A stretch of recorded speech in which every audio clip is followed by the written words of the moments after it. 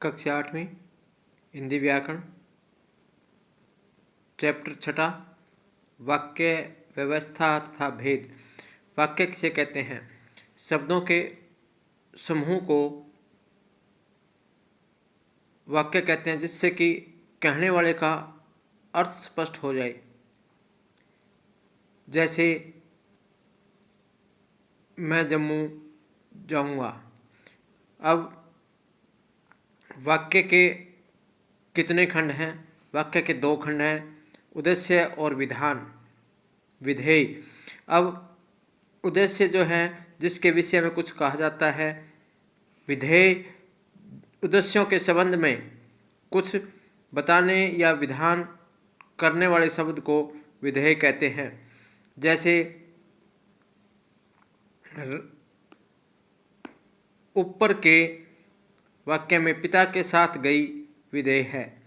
अब इसमें अर्थ के आधार पर वाक्य के कितने भेद हैं, से उदाहरण दीजिए। अब अर्थ के आधार पर वाक्य के 8 भेद हैं। अब पहला विधानवाचक, जिस वाक्य में किसी कार्य के होने का बोध हो उसे विधानवाचक वाक्य कहते हैं। दूसरा है प्रश्नवाचक, जिस वाक्य में प्रश्न पूछे जाने का बोध हो उसे प्रश्नवाचक कहते हैं। निषेधवाचक, जिस वाक्य में किसी कार्य के न होने का बोध हो। आज्ञावाचक, जिस वाक्य में किसी प्रकार की आज्ञा का बोध हो। संदेहवाचक, जिस वाक्य में कार्य होने की संदेह प्रकट करता हो। इच्छा, जिस वाक्य में से इच्छा, आशीर्वाद, शुभकामना भाव व्यक्त हो उसे इच्छावाचक कहते हैं। संकेतवाचक, जिस वाक्य में एक बात के होने से दूसरी बात के होने पर निर्भर किया जाता है उसे संकेतवाचक कहते हैं।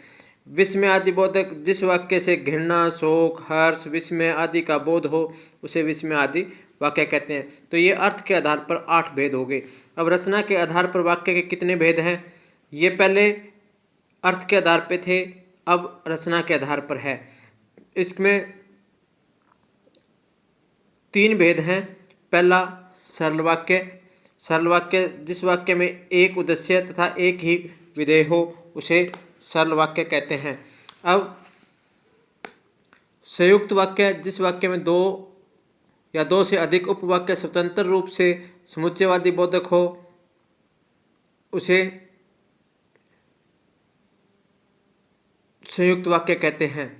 मिश्र वाक्य, जिस वाक्य में एक प्रधान उपवाक्य हो, एक अधिक या आश्रित उपवाक्य हो उसे मिश्र वाक्य कहते हैं। जैसे खाने पीने का मतलब है कि मनुष्य स्वस्थ बने। खाने पीने का मतलब है का मतलब प्रधान वाक्य उपवाक्य है। समुच्चयवादी बोधक या योजक, मनुष्य स्वस्थ बने आश्रित उपवाक्य है। तो इस प्रकार से ये वाक्य के भेद हो गए। अब आपने ये कॉपी पर भी लिखने हैं और आपने दोनों याद भी करने हैं। रचना के आधार पर और अर्थ के आधार पर ये आपके वाक्य हो गए। Thank you. उसे संयुक्त वाक्य कहते हैं। मिश्र वाक्य, जिस वाक्य में एक प्रधान उपवाक्य हो, एक अधिक या आश्रित उपवाक्य हो उसे मिश्र वाक्य कहते हैं। जैसे खाने पीने का मतलब है कि मनुष्य स्वस्थ बने।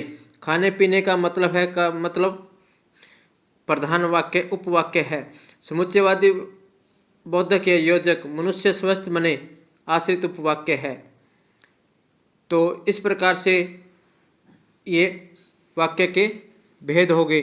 अब आपने ये कॉपी पर भी लिखने हैं और आपने दोनों याद भी करने हैं। रचना के आधार पर और अर्थ के आधार पर ये आपके वाक्य हो गए। Thank you.